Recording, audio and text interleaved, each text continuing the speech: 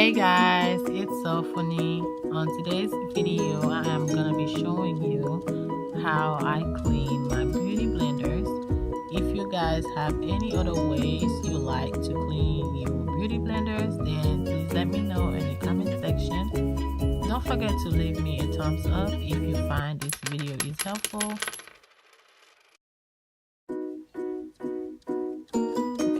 The first thing I do is soak the beauty blender under the water.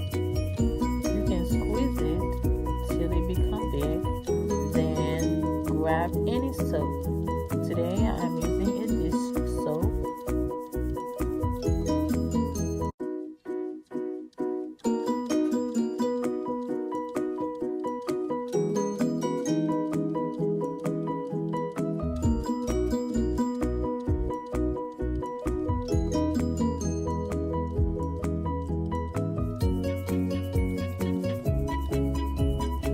I just put some in there.